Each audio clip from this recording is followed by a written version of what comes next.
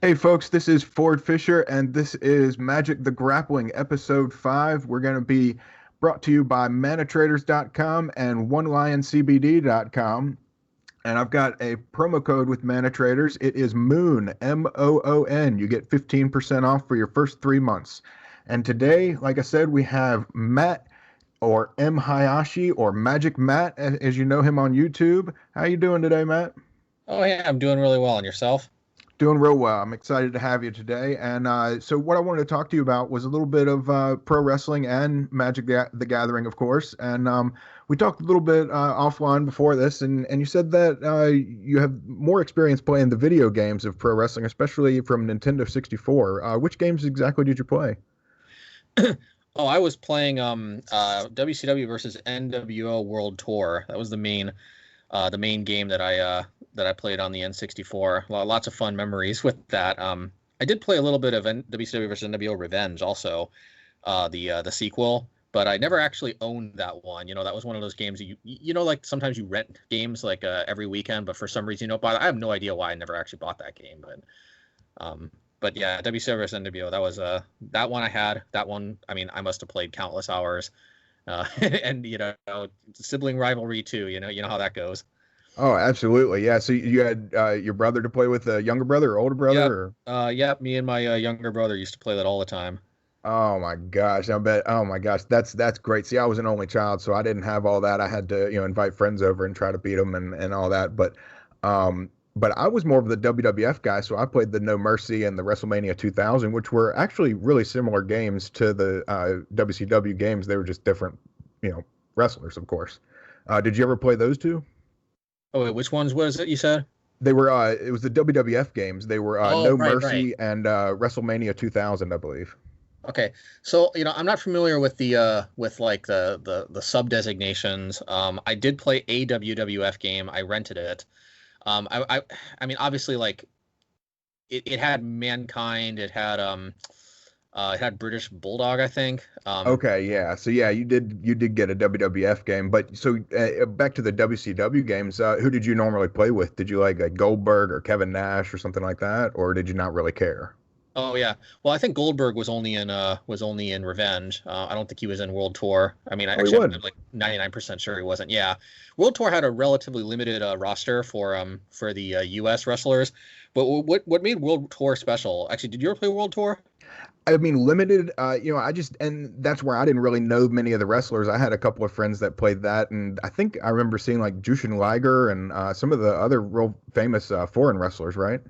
Well, right, right. See, that was kind of the gimmick with World Tour is that they actually had a bunch of wrestlers from like Japanese wrestling federations and maybe other ones too. My guess is probably those other two, the Independent League and the I forget what the other one was called. But like as a kid, those never really made sense to me because I remember I had a friend who was into wrestling here in the States. And he was like, I have no idea who these people are because I guess he wasn't familiar with Japanese wrestling. Although what I heard though was that where ironically, even though the game was developed in Japan, I heard ironically they didn't actually get the licensing rights to any of the Japanese wrestlers. And of course, the Japanese wrestling leagues have a lot of Westerners in the wrestling league too. So those guys like I think what was his name, like Glacier or whatever, like those guys, those are probably Western wrestlers, but they were probably wrestling in the Japanese leagues. At least that's my understanding. And most of this, by the way, comes from a YouTube video I watched about these wrestling games. I wish I could remember it, but it was a Oh, really good that's video because cool. I never really knew the history behind these games that I played. But yeah, ironically, they didn't get the licensing right, as I heard, to the Japanese wrestlers. So they had to change the names. They had to change probably the names of the organizations. But that was kind of the idea. Was kind of like a dream match between like the two main U.S. Or one of the or two of the main, I guess, U.S. Promotions and the Japanese, and maybe there was another one too. But yeah. Yeah, I remember that, and then of course the WCW and NWO was real famous. I mean, that was incredible. With Hogan, and he had well, not Big Show. I guess his name was what was it, just the The Giant, Giant. right? Yeah. Yeah, or you mean Um, Revenge, right? is that The one Revenge? with That like was the the front of huge Revenge, roster. wasn't it? Yeah. Right, right. Because both were technically WCW versus NWO, but I think more people are probably familiar with Revenge. because that was kind of like everything the World Tour was, at least, at least the version we got. There's an interesting story behind apparently the World Tour version in Japan had a lot more wrestlers. What? Yeah. And in fact, I heard, oh my God, look, I don't want to spread fake news or anything, but this is what I was told in a YouTube video, and it looked pretty well done to me. So, jokes on me if I believe some kind of like a completely out there YouTube video, but I was seeing screenshots that looked real to me, that supposedly I think they may have even freaking had Hicks and Gracie in there. It's crazy. Oh There was my like a lot. gosh. Yeah, there was a lot of wrestlers, and even and maybe even non-wrestler people, because like how there was the Black Widow and Joe Bruiser as like those two specialty characters in the US version. No, I didn't really play that game very Oh, often, right, you played Revenge. well, I didn't even really play any of the WCW games very often, and it shows in this interview so far, obviously. And you know, I'm kind of struggling, so I don't know these two wrestlers at all. Actually, who are these two that you're mentioning? Oh no, they're actually not wrestlers. Oh, they're not. Like because in the US version you had you had WCW, NWO, the independent league or independent federation. I forgot what it was Oh called. yeah, that's the And IWGP. That's the Japan, New Japan, right? right. Well, you're right, something like that. I mean, it was called like the independent something, which was probably the stand-in for that for that New Japan Federation. But Okay, yeah. um yeah, it had four total leagues, two that were probably Japanese ones. Definitely seemed definitely two foreign ones. Let's put it that way. The NWO and WCW, and there was also a fifth sort of specialty league, but it wasn't really a league. It was really just there was two special unlockable characters that weren't affiliated with any of the other four leagues. Huh. They were a female wrestler called Black Widow.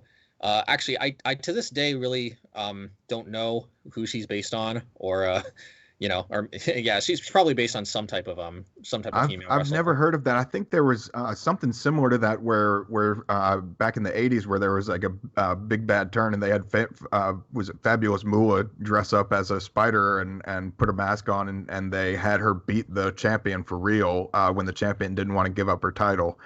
Um, because and that was weird. And I think it was something like the Black Widow or Arachna Woman or something like that. I can't remember, but Yeah, it could have been based on that. I don't know.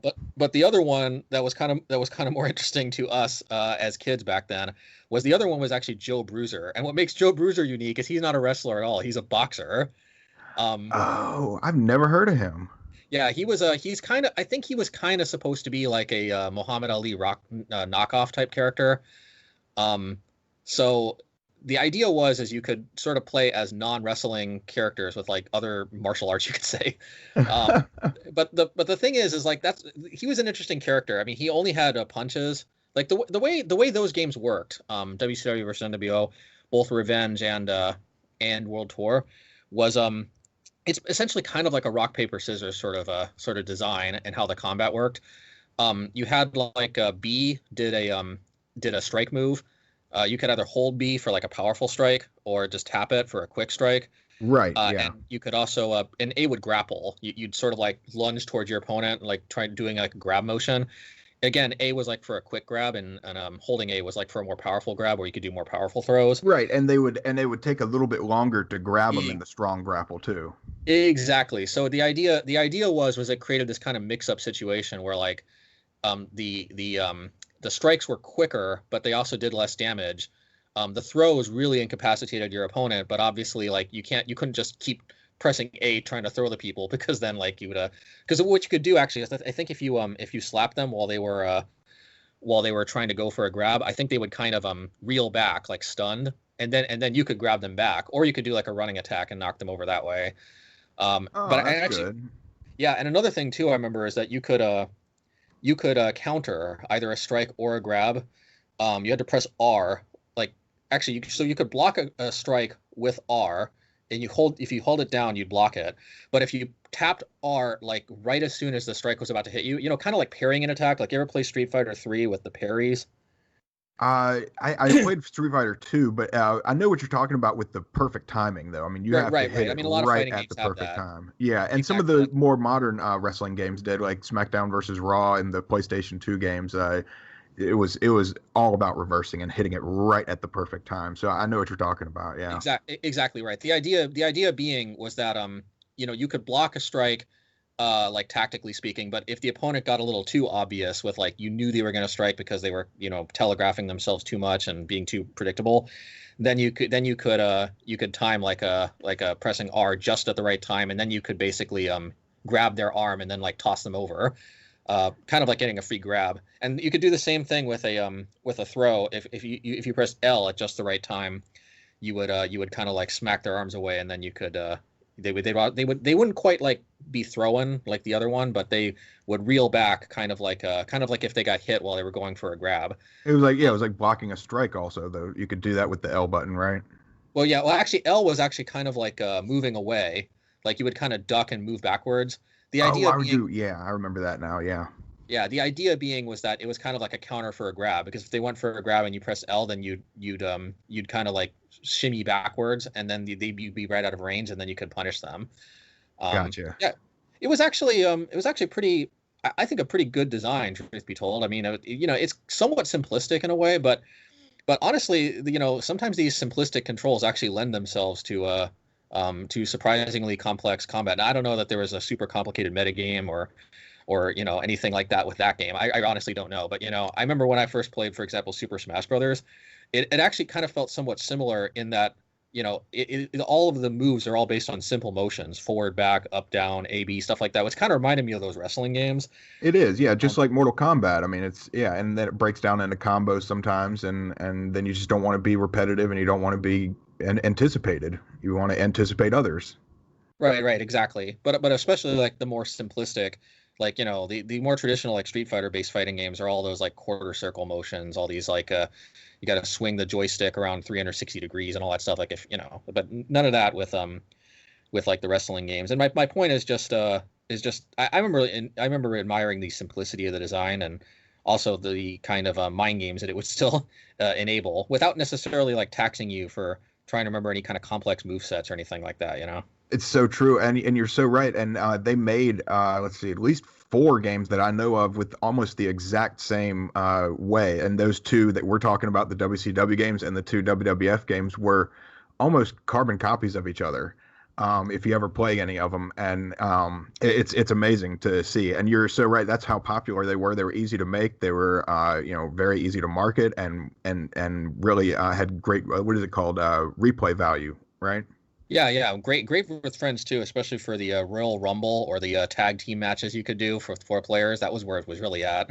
Absolutely. And you had all the Rumble packs, and oh my gosh, man, I remember N64. That was just so much fun. I can tell how intelligently you speak of playing these games. You have a lot of hours playing these games, these two WCW games. Oh yeah, well, like when you're a kid, that's like your whole world. It is, man. So I mean, do you have a favorite wrestler either in the game or in person that you've ever really just followed or enjoyed watching all the time? Well, in the game, I think one of my favorites was Scott Norton. To this day, I'm not too familiar with him, to be honest, but I like the way in the game he had a very unusually quick, powerful punch. That's In cool. which I you was could not expecting you to say him of all people. Yeah, it was mostly just because of the game mechanics. It's just like that powerful punch you could do. Like normally when you throw it, when you hold B to do like a powerful punch, most people had like a big wind up, but for some reason Scott Norton, his punch came out pretty quick, like boom. And Oh and man. because it came out so quick, you could also chain it together to do like multiple strong hits in a row. I don't know that he was broken or anything, but like he was one of the only wrestlers that could do that. So naturally, that was pretty cool to to pick him and do that That's as. cool, But man. And Scott Norton, I don't really know all that much about him, honestly, but I know that he was in WCW for a while, and then he went to Japan mainly as his where his career was, because he was such a strong style guy. I mean, he would just hit everybody so hard, and I think that's how they represented him well in the game, if that's what he was able to do with all the strikes and being able to catch people off guard like that, because that's what he right. did, man. He was just like a flipping fire hydrant just sitting there, and he would just crush you. Um, Yeah. it was like he was the closest thing to like a striker of the wrestlers. Like he had the best strikes of all the wrestlers, interestingly. But anyway. He was, yeah. Have you ever been to a pro wrestling show live? No, I haven't, but the pro wrestling culture definitely definitely interests me. I mean, it seems like quite an enjoyable time, lots of festivities and all of that. Oh yeah, before COVID hit, I think was it? I went to Roanoke, Virginia for the Star City thing that they did in the summer. I think it was in 2018, and I saw all kinds of different wrestling shirts walking around. People wearing Bullet Club shirts. Have you ever heard of Bullet Club? Oh no, I haven't. Okay, right on. Well, if you ever see that, that's a wrestling shirt, and it's a group of guys. It's pretty much like the new version of the NWO, and they actually do the NWO Wolfpack signal to each other, and so it's kind of funny. So yeah, if you ever see that, you'll know what that's from. So what I did on a recent episode that I did was talk about the similarities of pro wrestling and Magic. Do you think you have any similarities that you know of right off the bat, or? Yeah, well, maybe just the it's kind of an odd comparison. Maybe just sort of like the give and take of like how wrestling is kind of like putting on a good show. I mean, well, obviously, we're all adults. We know it's it's not like it's not like a combat sport per se, but you know what I mean. It's like the way I like how you're dancing around the word fake. That's great, man. Hey, no, because because the thing is I don't like that word fake, and I understand why wrestling fans wouldn't like that word either, because it's real entertainment, and it's like they do real work to put on a real show. It's not like a combat sport though. I mean, it's not like, it's hard to explain, but you know what I mean? It's not like the UFC or anything, but it is a real show with real work, and they do really get injured, as obviously I'm sure their insurance companies and they're know. athletes, of course, for sure. Exactly. But yeah, it is predetermined and it is a choreographed show. But so the main similarity to me, and I know there aren't very many. I just kind of put you on the spot there. I'm sorry about that. No, it's fine. Yeah. My main similarity to me is that there's been a real incredible power creep in both in the moves in pro wrestling and in cards and Magic throughout the years. Like you look at 1993 and 1993 wrestling, and both in Magic and in wrestling, and I mean, it's completely different. I mean, you got Bret Hart versus Mr. Perfect in 1993 wrestling, and back then you got like Swords to Plowshares and Counterspell and things like that. But like I was talking about a card, like an old Magic card called Tranquility. You remember that one at all? Yeah. Destroy all enchantments. Or was it, or something else? Maybe I'm. Yeah, that's exactly it, man. It's real simple. It's green and 2 sorcery and destroy all enchantments. And now there's a newer card, I'm sure, Back to Nature. It's literally it's just inherently better. It costs 1 less, and it's an instant instead of a sorcery. So I mean, Magic has really just ramped up the power, and some cards are just useless now. Like I'm sure I know you know the wrestler Shawn Michaels. You've heard of him before, at least, right? Yeah, I've heard the name. Not super familiar. Okay, well, say Jake the Snake Roberts. You've heard of him, right? Oh yeah, Jake the Snake. Okay, so he did the DDT. He came up with that, and that was his move. And everybody does the DDT. And back in like '93, if you saw a DDT, the match was over. And now there are like 100 different variations of DDTs, and it may get a 1 count in wrestling. And it just. So it's just the evolution of everything is crazy, but it's still popular. So I'm okay with that. And the only other one I see is the inclusion of women and people of all different types of sexual orientation, and both in Magic and in wrestling. It's been really nice to see the inclusion of that and just everything.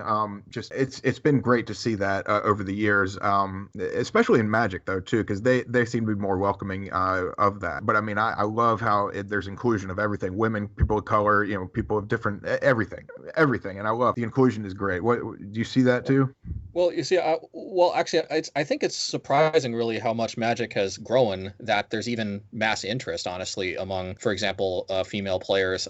So I definitely think it's a good thing that the game is trying to appeal to a larger player base. But I also think that it's a sign that the game has grown quite a bit, because how these more niche communities are. A lot of times they cater more to like their relatively small but very so-called rabid fan base. Yeah. And like honestly, I was kind of worried Magic would kind of stay in that phase in a way for forever, but like very clearly Magic has broken out into the mainstream, and now people's people, and I mean men and women, people of all different walks of life, everybody's into it. It's not just for like, and because the thing is, it wasn't even necessarily just like a demographic thing before. It was also just kind of like a one particular taste kind of thing too, but now it Yeah, feels it kind of had kind of a stigma to like Dungeons and Dragons, and being real satanic when I was a child. And exactly. So now and it's now that's it's for changed. everybody, yeah. Yeah, it used to be just just old fat greasy guys, and that's what it was, and that's what people always thought it was, and now it's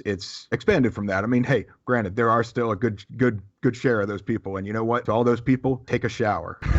Yeah, I mean, But we love you. We love you. Okay. yeah, that's as they say, you're right to anyway, as they say, you got to be mindful of others. You know what I mean? Like, Yeah, man, that's right. You know it is. So I wanted to talk. We're going to switch over oh, to Magic hey, more, and yeah. Hey, can I just say something real quick though? Because like sure. it really seemed like, so I was going somewhere with my answer. What I was just trying to say about the similarity between pro wrestling and Magic is just the importance of like of having a good time. And I feel like I feel like at least for me, Magic is at its best when the game produces very interesting an interesting play dynamic, a good back and forth. Not that it's like predetermined or anything, but like I swing with a bunch of creatures. There's like critical blocks, and they like zap one of my creatures, and then they like make a counter attack, but then I've got some type of removal spell for one of their creatures. Like a back and forth. Anyway, I was just Yeah, that, there's a that was lot of just good kind of interaction. yeah, interaction, exactly. So that's just what I wanted to say in case, because obviously that wasn't coming out maybe as well the first time around, but that was my similarity that I Hey, I like. put you right on the spot, man. That's okay, and that's a perfect answer. That's something I didn't even think about, and I'm really jealous that I didn't think about it, to tell you the truth. But I'm glad it's on my podcast here. So, that was a great idea. I love that. Well said too, and that's part of what I wanted to talk to you about is that you are, from the videos I've watched that you have on YouTube. You are very eloquent. You get your point across real easily, and I love that for someone that plays so well. Because I think I can do that sometimes. I struggle with it, but I don't play so well all the times, and I don't have great success. But that's okay. I'm fine with that. It's cool to see someone that has both of that. That can, like someone like Reed Duke. You watch his streams, and no offense to Reed Duke because Oh he's a yeah. fantastic Magic player, he's not all that great at talking at the same time. And you're very good at doing that, and you seem to be doing well with that right off the bat. And you interact with your people on Twitter. Almost every comment I see on your videos and everything, you talk to the person intelligently and respectfully. I really like that. Well, I appreciate that. I mean, well, and I mean, but it's not like I have like 10,000 subscribers, or like hundreds of thousands of people asking me questions and things. So I definitely do my best to try to answer people's questions, because naturally people are interested in me. So I want to I want to help them out if I can. I mean, that's I think we all want to we'd all want to help people if we can, if it's just like taking a few seconds to answer a question, especially. Absolutely, and I agree with that. It's just that I kind of took more of the route of trying to be an entertaining person because I knew that I wasn't the best player, and I was just trying to play fun decks and just have a good time with that. But as far as your most recent video, as far as having fun, also I heard you were trying to kind of throw around maybe the idea of playing with Blood Sun. What are you thinking about with that? I know that it replaces itself, and are you trying to beat Amulet Titan? Is that the main idea there? Oh, yeah. Well, I actually did play around with it a little bit. I don't think I ever actually recorded a league though with it. Yeah. So here's the interesting thing about Blood Sun. Sometimes it's really good, and it's just ultimately, I'll cut to the chase. The biggest problem with Blood Sun is it's just not better than Blood Moon, and it's just hard to justify playing way too many 3-drops. You know what I mean? Like the deck already has quite a few 3-drops in it, but the card is solid. It shuts off fetch lands, obviously, like everybody knows. It replaces itself, and it really shuts off a lot of broken things, like obviously the Amulet Titan deck. But another thing too is the Red Black Shadow deck. What a lot of people don't understand, for example, like sideboarding tip, you always leave Blood Moons in. You may not necessarily need to leave all 4 in. I personally do. But how does this segue into Blood Sun? Well, it's because one of the main reasons Blood Moon is good in the matchup is that it prevents them from being able to take damage off of their own lands.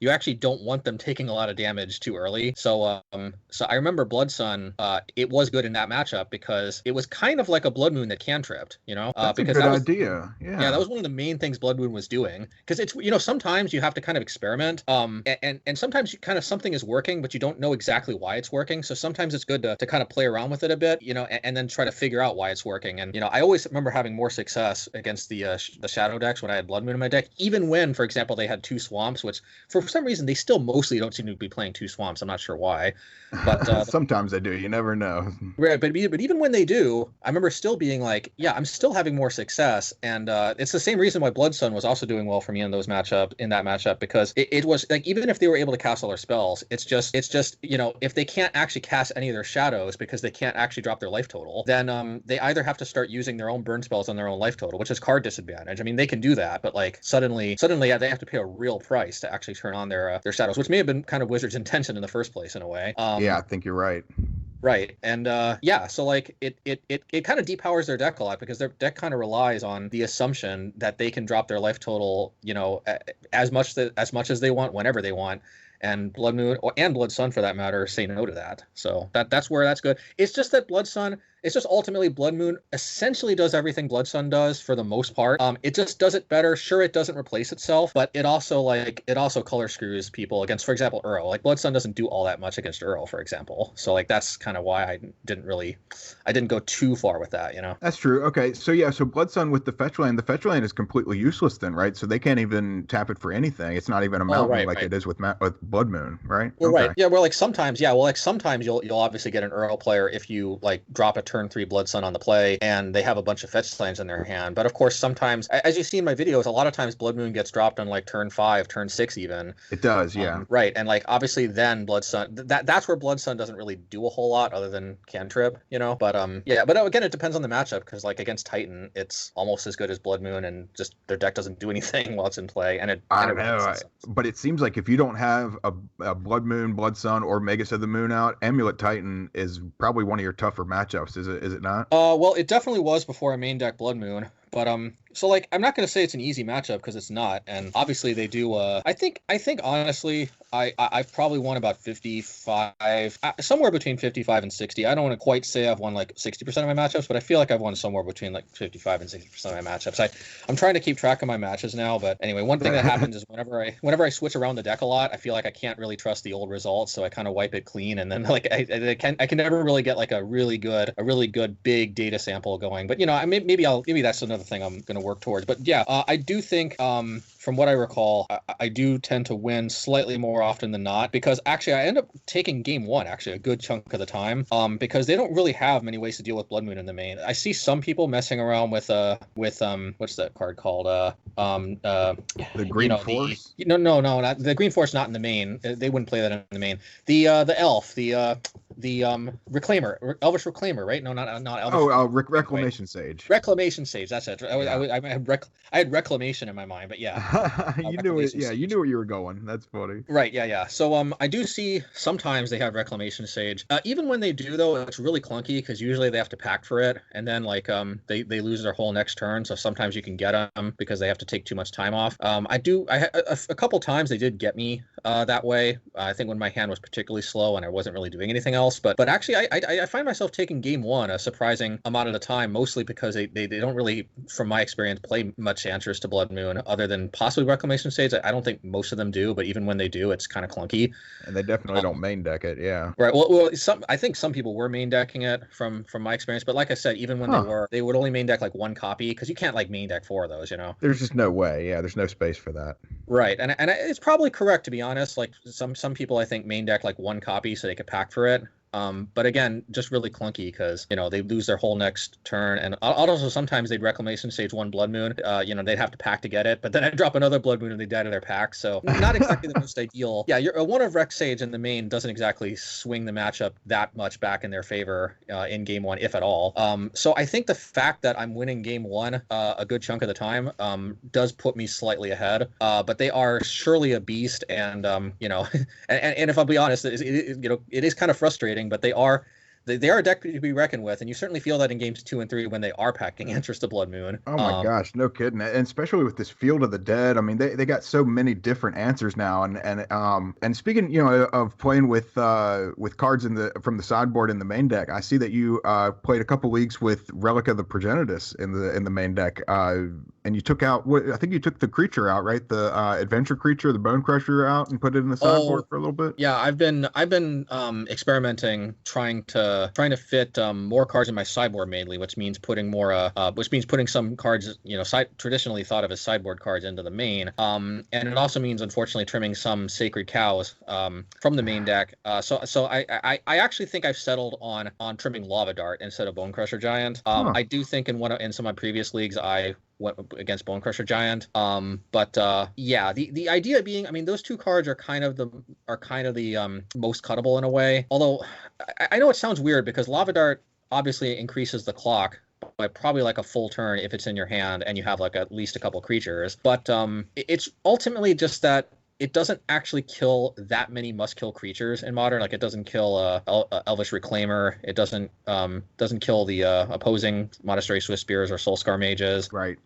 It does kill Bomat Courier, but that's only one threat in the Shadow matchup. That's true. Yeah. Yeah, I mean, and people don't seem to be playing many Mana Dorks anymore. It does kill Arbor Elf. That's like the best feeling in the world, a Lava Dart and Arbor Elf. But oh my gosh, I love it. But that's there aren't as many of those type of plays being played as there was probably like a year ago, I find. That's true. Yeah. Gosh, speaking of a year ago, I mean, God, I tell you, man, COVID and all this, I feel like it's been like 5 years since anybody's seen anybody in person. You try so many different things. I guess this is what I was thinking about, was that you try so many different things. You have like something like 40 trophies in this past season or this current season. Is that about what you have right now, 40 or so? 38 actually, and so Hugo Fertitas, if that's how you pronounce his name, seems to have taken the first spot as we, relatively recently. But I mean, the thing is it's I took a break for a while, and plus, it is what it is. I'm actually trying not to be as obsessed with trying to be like number one, because that's okay. Ironically, I think I burned myself out for a bit, and probably it hurt my play as probably people on Twitter were noticing, so. And that's what you were talking about earlier. You really just want to have fun and you want to enjoy the game. It's a hobby. It's not supposed to be an obsession and something like that. And that's what we were talking about, the similarities of Magic and wrestling. And I love that, how we came full circle with that. Right. So I initially heard of you through the Discord on Merfolk, actually, because I know you're pretty experienced playing with Merfolk also.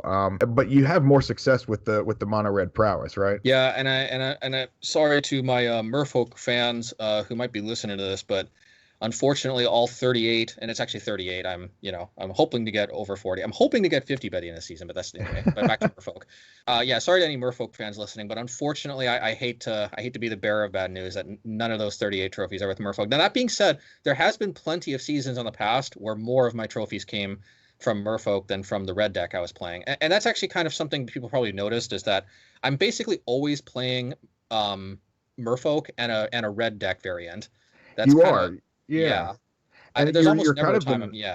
I've noticed that you're kind of an older player, just because and the only reason I noticed that was when I looked at your YouTube channel and I saw in your Magic Online folder, you just have 2 decks and it says Merfolk and Red Deck Wins. Now, Red Deck Wins is kind of like a red flag, like when I see somebody say Type 2 instead of Standard.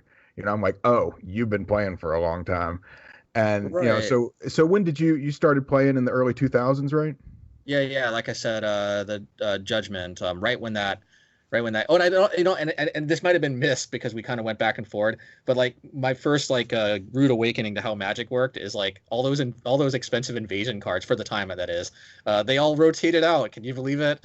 I know they did. I really? hated it.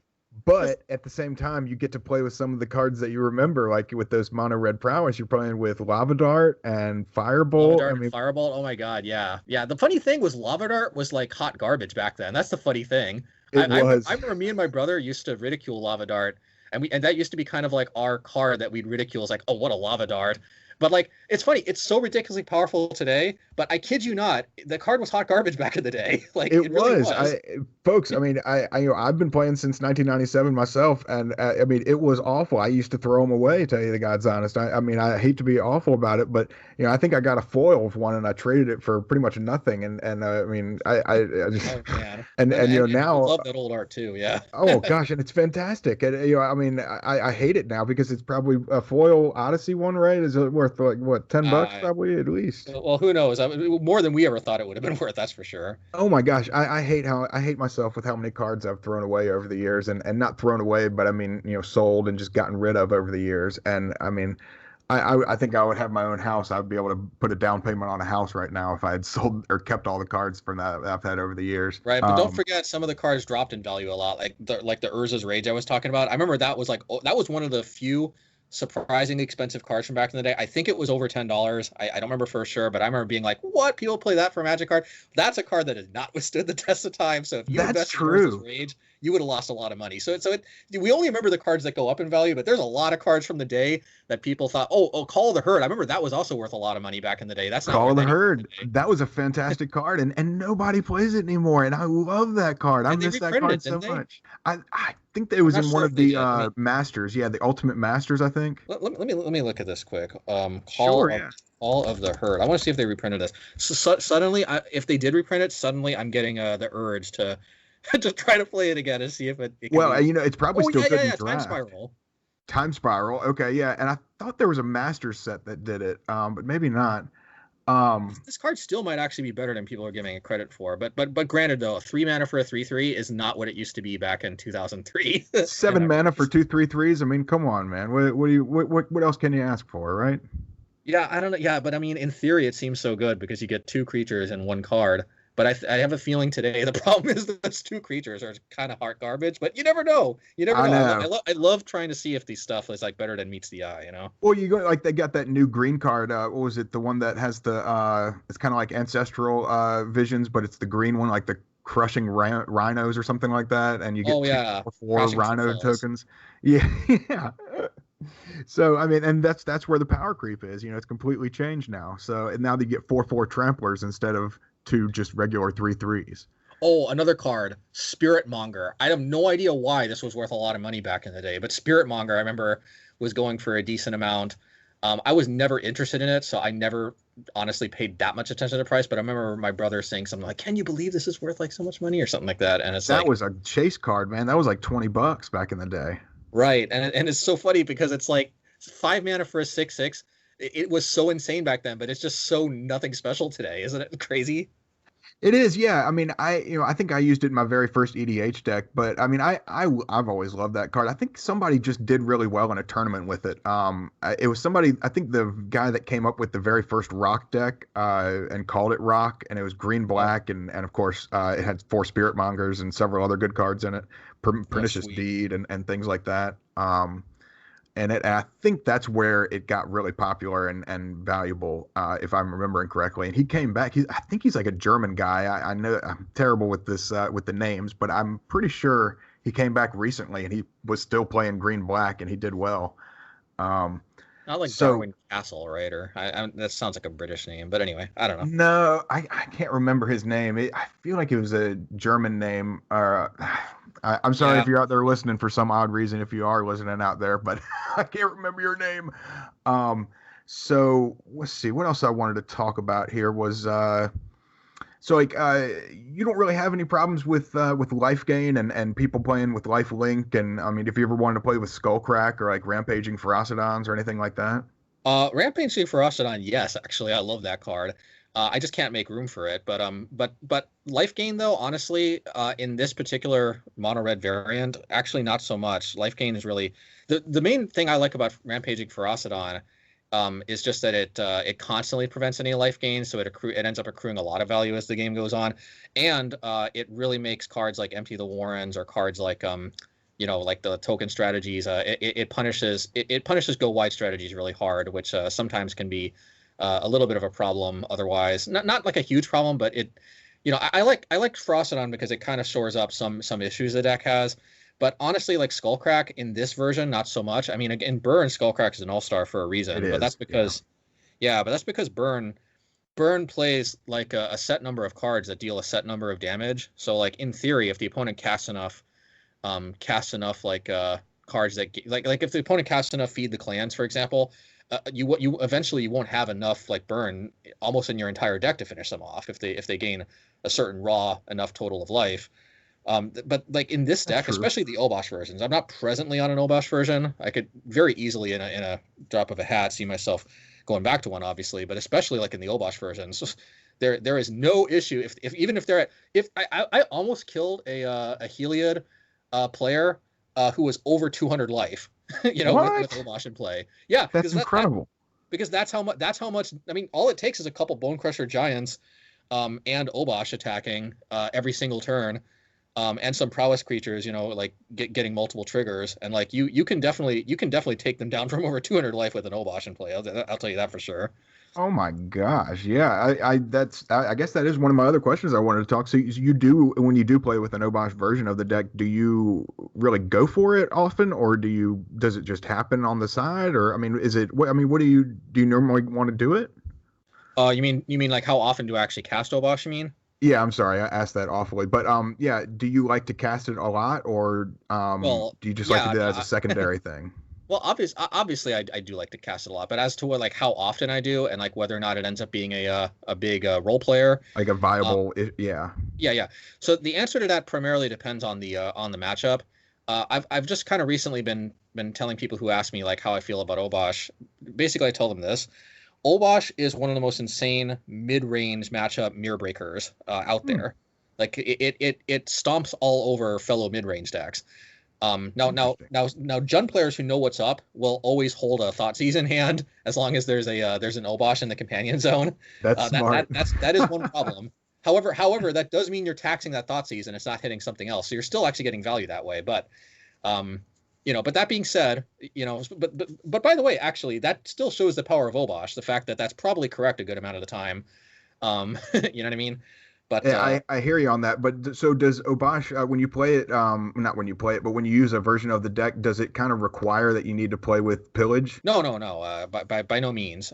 Pillage is quite an optional sideboard card. But lately I've just been finding it's been very helpful with, for example, the Heliod combo, taking out those basic forests with one or more Utopia Sprawls on them. There's no better feeling, let me tell you, than pillaging a basic forest with like 3 Utopia Sprawls on it. Oh my gosh, I hear you on that. I mean, I play a lot of Merfolk myself, and hitting a forest with 2 Utopia Sprawls with a Spreading Seas or something like that, or a Seas Claim. Oh, I play Merfolk too, I've been there. Yeah, I know you do. Yeah, you play a lot better than I do, so that doesn't really matter. But the only thing I've ever done in paper, I top 8'd regionals with Merfolk in 2017 in Raleigh. So that's really my only claim to fame in paper. Did you ever play a lot of in paper and Friday Night Magic and things like that? Yeah, Friday Night Magic, on and off. I honestly, kind of looking back, wished I would have done more paper tournaments. My biggest result, which might seem not as impressive as some people might think, but I'm still proud of it. My top result was I think top 64, but I think kind of like high top 64. But anyway, I made, I think it was top 64 in the Legacy Championships with Merfolk. Whoa, that's killer. Yeah, but of course, it was a field of I think like 400 people. I can't remember for sure. So it wasn't insane, but I was proud of it because I'm like, yeah, clearly I was up against really, really stiff competition. So I still felt good about it. And Merfolk is an off the beaten path deck in Legacy. I know that. Right. And that was actually going to be one of my next questions was, do you play any other formats? So you play Legacy, obviously. I used to play Legacy. That was many years ago, actually. That was actually the Pro Tour not the Pro Tour. That was the Legacy Championships that actually Reed Duke won with Elves. Although I'm sure he's actually won a number of, well, I don't know if he's won a number of Legacy Championships with Elves, but yeah, I remember he won that event with Elves. That was pretty. Oh, that's upwards of like 9 or 10 years ago now, isn't it? Yeah. That was back when Reed Dukes was all over Legacy Elves. Okay. I used to play. Actually, that was my introduction to Merfolk is Legacy. Because actually, like I think like I explained in one of my videos, the reason why I have like a mostly mono blue and mostly mono red, and now they are just straight mono red, mono blue. Every once in a while, you might see a slight splash in both of the decks. I never really honestly like splashing, that much, or even playing that many of a splash color, just because I really like rock solid mana bases. But anyway, back to the point.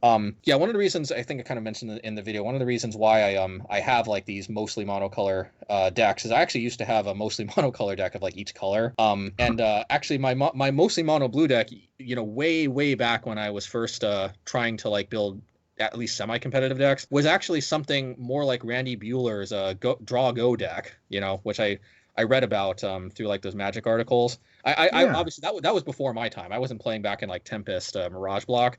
But I love the design. I looked at that deck and I fell in love, even though that was like an earlier standard. But it was, yeah, that was more like the deck, I think they call it. It's like white and blue and it's a spiritual successor to the deck. But yeah, it's called Draw Go by Randy Bueller. I do remember Draw Go, yeah. I fell in love with that deck. Let me tell you though, like trying to play a deck like that in Legacy, oof. I was getting my butt kicked quite a bit because it's difficult. You just can't answer. You just don't have an answer for everything. Certainly, you don't have an answer in mono blue in Legacy. So no. When I was trying to like actually get into, because the thing is when I had all these old cards and I actually got the competitive itch again, like really the only thing back then was Legacy. So of course I wanted to try to play Legacy if I could. It was, and it was called Type 1, and then you had Standard was Type 2, and that was pretty much it. I mean, some people played Extended, but that was all we really had. Right. So like when I tried to get into Legacy, I realized pretty quickly that some type of mono, there is actually a mono blue control deck in Legacy. I think it uses a Back to Basics if I'm not mistaken, and it might also use a Energy Flux and Standstill. It's funky. That let me tell you, that type of control deck is not my style. It is technically control, but like I wasn't interested in that, and I think I was aware of that at the time too. But like basically my two options were like that funky, not Drago style mono blue control deck, or Merfolk, and I'm just like, yeah, Merfolk for sure. Merfolk all day, man. The first time I ran into Merfolk was actually at an FNM when we first started playing Modern, and I was playing with a black green rock deck, just kind of like. Basically anything that was 2 for 1. I was playing like Abrupt Decay, and it was before Assassin's Trophy came out, and this was right around the beginning of Modern, and I got all the way to the finals, and it was the first FNM I had gotten to the finals, and I played against this guy that had Merfolk, and he ran over me in the first game. I mean, was just like Lord, and just kept crushing me, and I was just like, what the hell is going on here? But I ended up winning, and I ended up beating him in the second and third games. But I just dropped the deck. I was like, shit, I'm selling this whatever, all my cards, and I'm getting some Merfolk cards, man. And ever since like 2013, I have been hooked on Merfolk. And then I heard about you, of course, like about a year ago, and then you got more into the mono red prowess, and I started playing that. And you've really influenced me, and I think you've influenced a lot of people in Magic, and I'm really glad that you have become more accessible on the internet in the past year or two. I don't know if that's a good word to say, but I appreciate it. You've been putting up a lot of trophies and success over the past couple of years, but in the past 1 year, I guess, is when I've noticed you've been on the internet more often and talking about it and doing YouTube videos. Is that about right? Yeah, I think it started about like May or June or something of last year, maybe June or July. Can't remember for sure, but I remember actually what it was it was actually Samurai Drive on Twitter. I'm sure we've all bumped into our fair share of time if we've been grinding on MTGO. Oh yeah, but, yeah. Japanese player, and I'm half Japanese, so like I unfortunately don't speak it, but like he's a very good Japanese player. But I remember he said the Japanese Magic community needs you to be posting YouTube videos, please do it. I forget exactly how he phrased it, because I was using, I can't remember if I used Google Translate or if he was posting in English, but either way, whatever it was that he said, which was something to the effect if he wanted me to post YouTube videos. I don't remember the precise details. I just remember being like, well, shit, if Samurai Drive needs me to be posting YouTube videos, then I have to. So that's funny. Yeah, like we need representation. We need you to speak up. Hey. I don't know. I don't know all the reasons why. I just know that he wanted it. So I'm like, well, he wants it. He's got it. So I So tell you, on behalf of him and everybody else in the Magic community, we thank you for all that you do, and I know you go out of your way to put all these videos up, and it really means a lot to all of us. Speaking of thank you for this interview, man. This has been so much fun. I have enjoyed this. This has been about 50 minutes of straight talking, and I love it, man. This is going to be the longest podcast I've done since I've started. This is only the 5th episode though, so this is great, and I don't know how else to thank you, man. This is great. well, it's my pleasure. Anytime. It's it's been a blast. Thank you Yeah, so much man. for inviting me. I didn't think it was going to be this fun. Not, yeah, I mean, yeah, like I'm surprised by just what a blast it's been. Yeah, I try to not make it more like an interview. I try to want to make it more of a conversation, and and Oh, I by hope the way, I've tried to I've done that, facilitated that for us. oh, okay, good. I was worried for a second it might not have been recording, but I think it is. Awesome. Yeah, man. So I'm gonna sign off right real quick, and I'm gonna say that this video has been brought to you by manatraders.com and onelioncbd.com. And if you want to check out down in the description, I'm gonna leave Matt's social media and everything else down at the bottom, and you can check out my promo code. It is Moon, MOON. You get 15% off for your first 3 months. And Matt, do you have any projects or anything that you want to talk about and point people to? No, just I mean, hey, if follow me on my YouTube channel if you're at all interested. I'm definitely hoping to be more of a quote unquote real YouTuber at some point, and I love giving back to the Magic community because heaven knows it's given me so much joy. That's great, man. I'm so glad. Well, thank you again for joining me on Magic the Grappling, and we will see y'all around the bend.